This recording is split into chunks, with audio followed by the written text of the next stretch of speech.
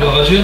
Moi, ce matin, je voulais parler, et c'est la parole de Dieu qui dit. Dieu dit qu'on a besoin d'entrer dans le repos de Dieu. Dans le repos de Dieu. C'est quoi un repos? C'est se reposer. Et où se reposer? C'est dans la présence de Dieu.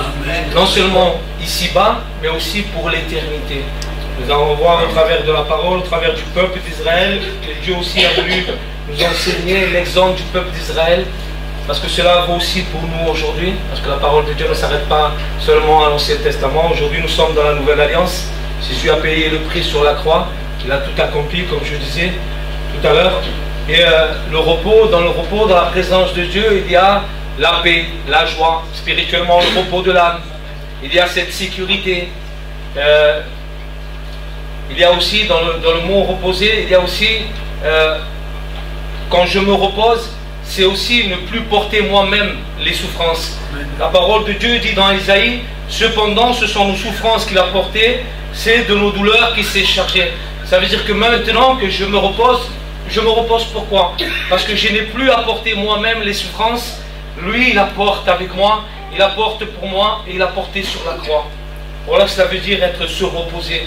Ma charge, elle est allégée aujourd'hui. Pourquoi? Parce que Jésus la porte avec moi, il la porte pour moi et il l'a porté sur la croix. Amen. C'est ça le véritable repos. Et c'est ce que Dieu veut que nous entrions chacun de nous. Amen. Nous allons voir dans Hébreux chapitre 4 et nous allons garder ce chapitre comme référence. Donc voici ce que dit la parole de Dieu dans le chapitre 4 d'Hébreux. Craignant donc, tandis que la promesse d'entrer dans son repos subsiste encore, qu'aucun de vous ne paraisse être venu trop tard. Car cette bonne nouvelle nous a été annoncée aussi bien qu'à eux. Mais la parole qui leur fut annoncée ne leur servit de rien, parce qu'elle ne trouva pas de la foi chez ceux qui l'entendirent. Pour nous qui avons cru, nous entrons dans le repos, selon qu'il est dit, je jurai dans ma colère, ils n'entreront pas dans mon repos. C'est ce que Dieu a juré dans sa colère à travers le peuple d'Israël. Il dit cela parce que ses heures eussent été achevées depuis la création du monde. Car il a parlé quelque part ainsi du 7e jour. Et Dieu se reposa de toutes ses œuvres le 7e jour. Et ici encore, ils n'entreront pas dans mon repos.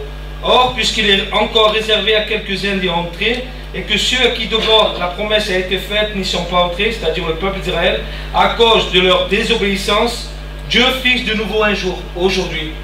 Aujourd'hui, en disant dans David, si longtemps après, comme il est dit plus haut, aujourd'hui, si vous entendez sa voix, n'endurcissez pas vos cœurs. Donc cela ne vaut pas seulement pour ceux qui ne connaissent pas le Seigneur, mais pour ceux qui connaissent le Seigneur. Parce que là, il est adressé au peuple d'Israël, et là, il est aussi, comment on dit cela, aussi je crois qu'il s'adresse aux Juifs qui s'étaient convertis au christianisme et qui avaient toujours gardé la loi de Moïse. Il dit, n'endurcissez pas vos cœurs, car si Josué leur eût donné le repos, il ne parlerait pas après cela d'un autre repos. S'il y a donc un repos de sabbat réservé au peuple de Dieu, car celui qui entre dans le repos de Dieu se repose de ses œuvres, comme Dieu s'est reposé des siennes. Et regardez ce que Dieu nous dit ce matin. Efforçons-nous donc d'entrer dans ce repos, afin que personne ne tombe en donnant le même exemple de désobéissance. Amen. Afin que personne ne tombe dans le même exemple de désobéissance comme le peuple d'Israël. Nous rappelons que le peuple d'Israël a désobéi, a péché contre l'Éternel, et cela ne l'a pas valu de rentrer dans le repos, parce que Dieu voyait leurs œuvres, il voyait tout ce qu'ils faisaient, malgré tout ce qu'il faisait pour eux, tous les miracles qui opéraient au milieu d'eux, il est dit que ils ne croyaient pas.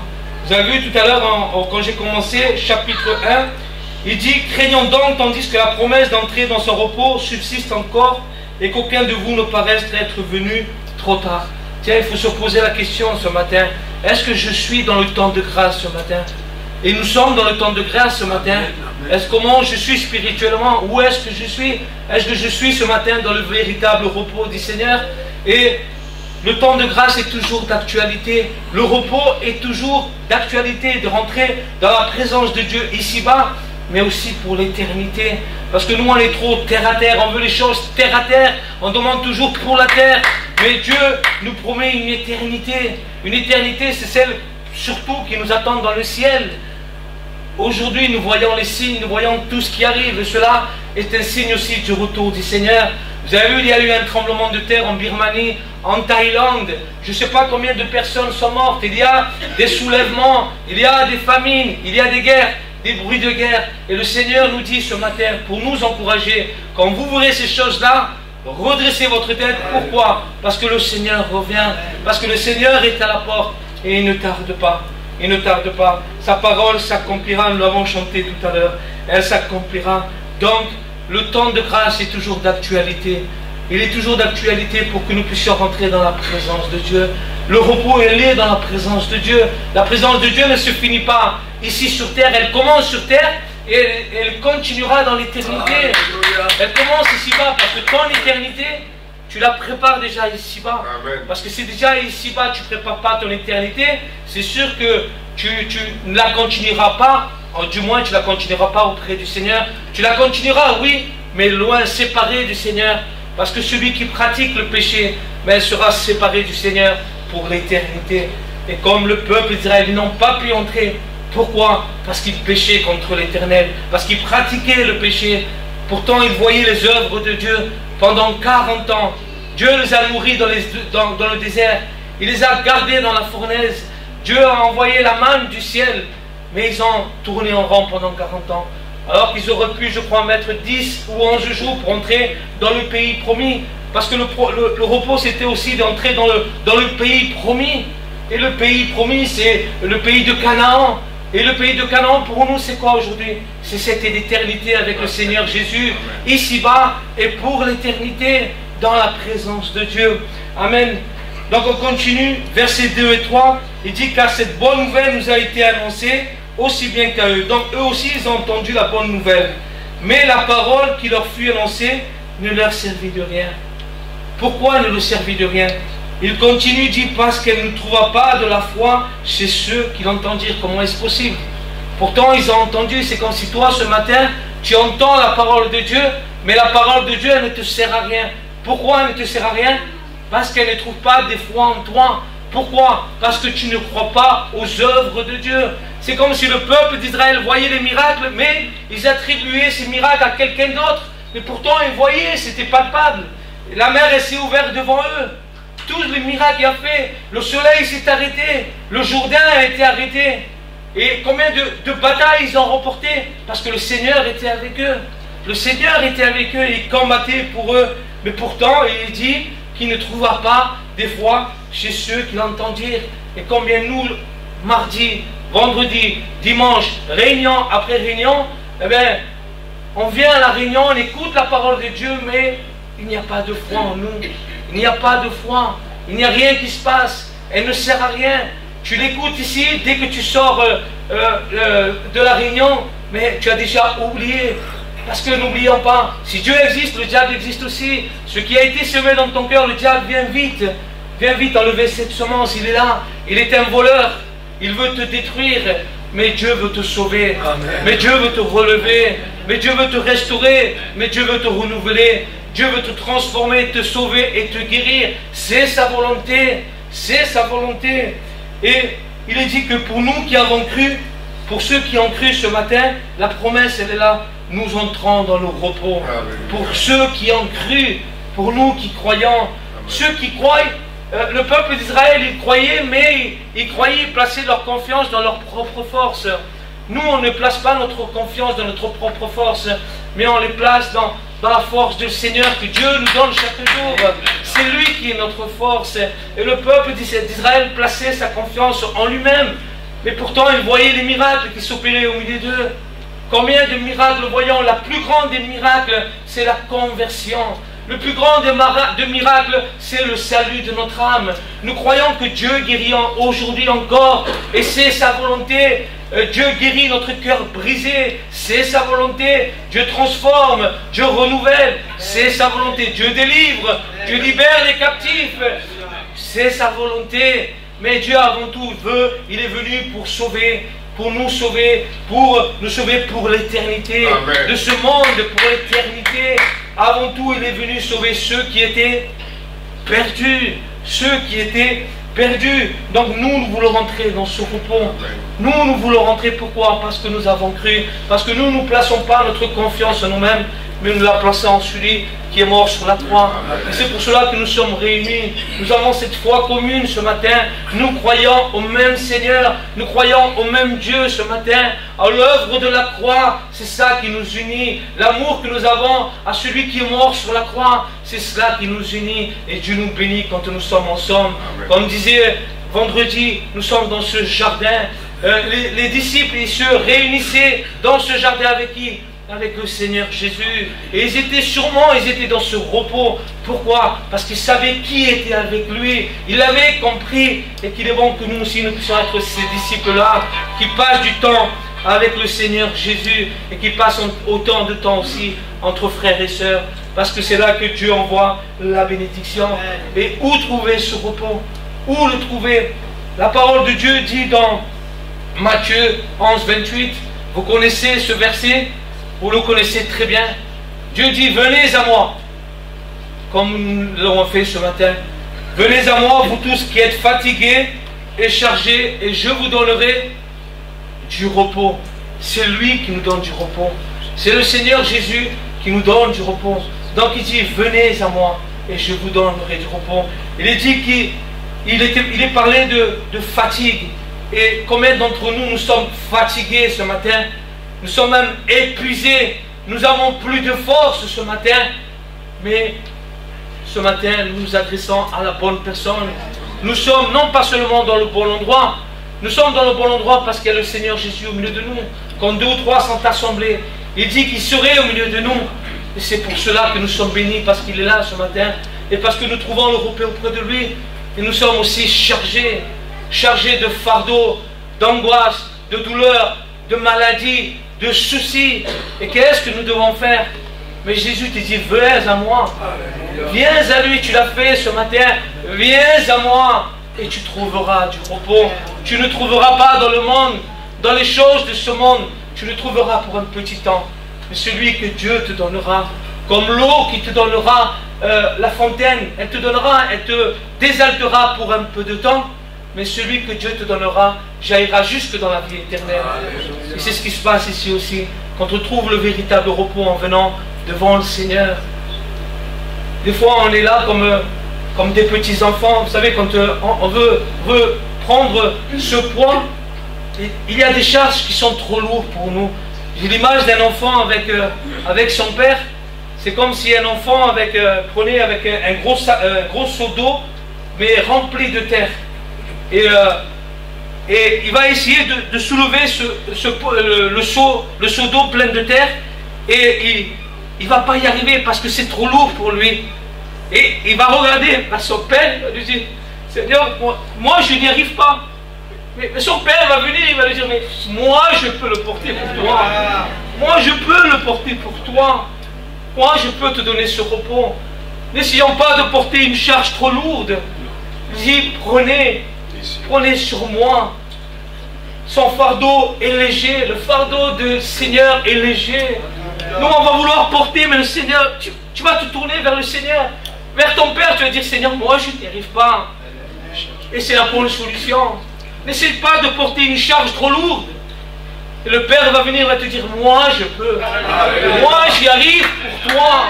Laisse-moi le porter pour toi, ce fardeau. Et tu trouveras le repos. Tu trouveras le véritable repos.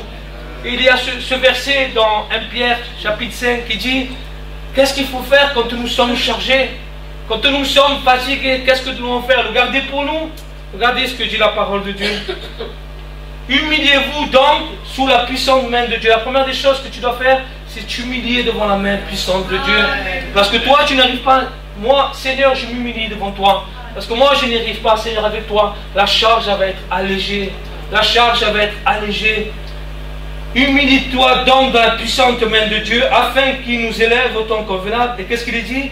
Et déchargez-vous sur lui de tous vos soucis, car lui-même prend soin de vous. Le Seigneur s'engage ce matin. Il prend lui-même, quand la parole de Dieu dit, lui-même, le Seigneur il s'engage lui-même. Il n'y a pas plus grand, plus fort que lui.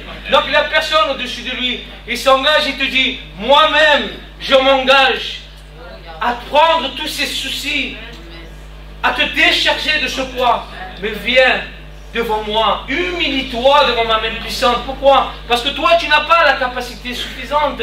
Parce que si tu veux combattre par toi-même, tu ne vas pas y arriver. À un moment, tu vas t'épuiser, tu vas être fatigué et tu vas être chargé. Décharge-toi. Décharge-toi au pied de la croix.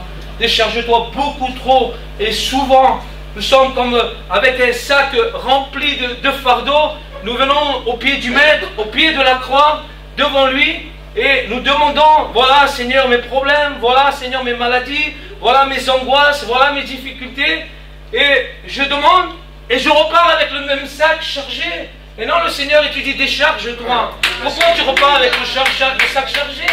À quoi bon alors tu me demandes, et si tu ne crois pas? On est comme le peuple d'Israël. Et pourtant le peuple d'Israël voyait des miracles. Et pourtant nous aussi nous avons vu des miracles. Parce que nous croyons que Dieu est le même hier, aujourd'hui, éternellement. Et on reprend ce sac chargé de fardeau. Non, tu l'as déposé au pied du Maître. Il a dit, je prends soin, je m'engage moi-même. Quand Dieu dit dans sa parole, moi-même je m'engage, alors fais confiance au Seigneur. Faites confiance, faisons confiance au Seigneur. Oui, il y a des moments difficiles, il y a des moments de douleur, de souffrance, la patience, la persévérance. Mais Dieu nous la donne quand nous entrons dans ce repos, quand nous entrons dans la présence de Dieu. On disait avec le serviteur hier qui disait, quand nous venons dans la présence de Dieu, quand on a prié pour notre soeur, il y a toujours quelque chose qui se passe. Il y a toujours quelque chose. La présence de Dieu, elle est palpable. Elle donne la paix, la joie, là où le monde ne peut pas comprendre. Et je vois aujourd'hui ceux qui ne connaissent pas le Seigneur, quand ils traversent des moments difficiles, ils n'ont pas ce que nous avons. Parce que nous avons le Seigneur Jésus, donc nous avons la paix, la joie, nous avons l'amour, nous avons tout ce que Dieu nous promet, tout ce que Dieu nous donne au quotidien, parce qu'aujourd'hui il habite en nous, il est en nous. Et donc le monde n'a pas ce que nous avons. Et on ne peut que se réjouir ce matin, que se réjouir de ce que nous avons ce matin. Frères et sœurs, non seulement à l'église, mais quand on sort de l'église, là où je me trouve chez moi avec nos familles. Non, il y a ceci, mais non, mais moi j'ai le Seigneur dans ma vie. Il y a cela, mais moi j'ai le Seigneur dans ma vie. Ceux qui ne connaissent pas le Seigneur, mais donne-leur ce bon témoignage. Oui, je traverse les mêmes épreuves que toi, mais moi j'ai la paix dans mon cœur. Moi j'ai la joie dans mon cœur. Pourquoi?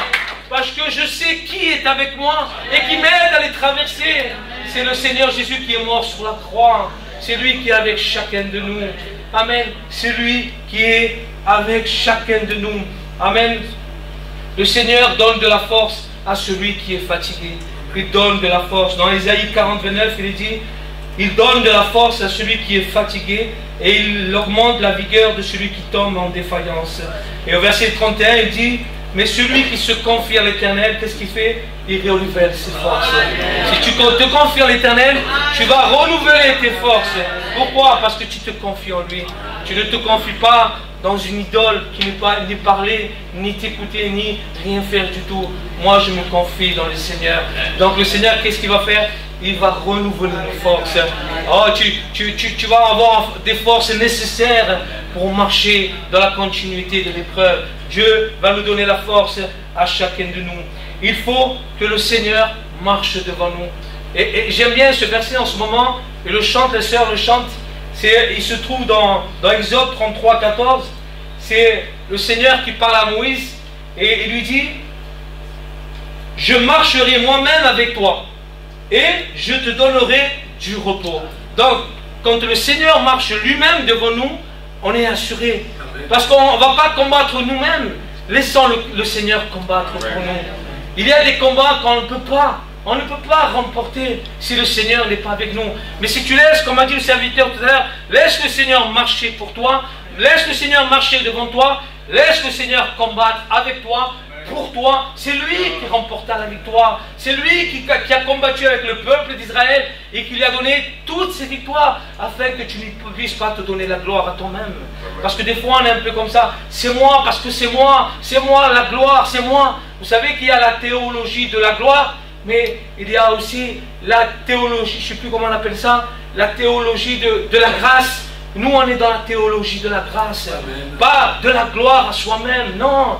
Non, parce que moi j'ai fait ceci, parce que moi j'ai fait cela. Tu vas, en quelque sorte, tu vas te tirer la gloire. C'est moi qui a gagné ce combat. Non, c'est pas toi. C'est le Seigneur qui a combattu. C'est le Seigneur qui remporte la victoire. C'est c'est le Seigneur qui combat pour toi. Amen. Donc il est dit, je marcherai moi-même avec toi et je te donnerai encore une part du repos. Pourquoi tu seras en repos? Parce que le Seigneur marchera devant toi. Le plus grand, le plus fort, c'est comme si tu avais devant toi le président de la République. Et là, nous avons plus que le président de la République. Nous avons le Dieu créateur du ciel et de la terre qui marche devant nous. Donc la victoire, elle est assurée. Assurée selon toujours sa volonté. La victoire, elle est assurée. Et regardez ce que dit Moïse. Et c'est ce que nous devons dire nous aussi. Seigneur, si tu ne marches pas toi-même avec nous, ne nous fais pas partir d'ici. Seigneur, si tu n'es pas avec nous, si tu ne marches pas toi-même avec nous, Seigneur, ne me fais pas partir d'ici. C'est quoi qui faisait la différence? C'est la présence de Dieu. C'est la présence de Dieu qui faisait toute la différence.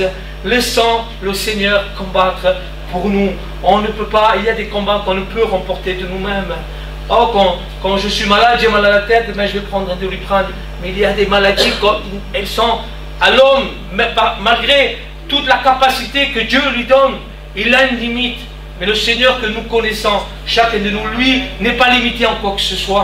Il n'est pas limité, il donne limite à la mer, parce qu'il est le Tout-Puissant. Il ordonne aux éléments, parce qu'il est le Tout-Puissant. Quand il dit une chose, la chose, elle arrive. Quand il ordonne, elle existe. Pourquoi? Parce que c'est lui le créateur de toutes choses. C'est lui qui nous a créés. C'est lui qui a créé tous nos organes. Il a créé nos sentiments, nos pensées. Quand on réfléchit à tout cela, c'est le Seigneur qui fait des miracles tous les jours dans notre vie. C'est lui qui le fait à chacun de nous. Et ce matin, la question qu'il faut aussi se poser, est-ce que nous sommes la brebis de Dieu ce matin?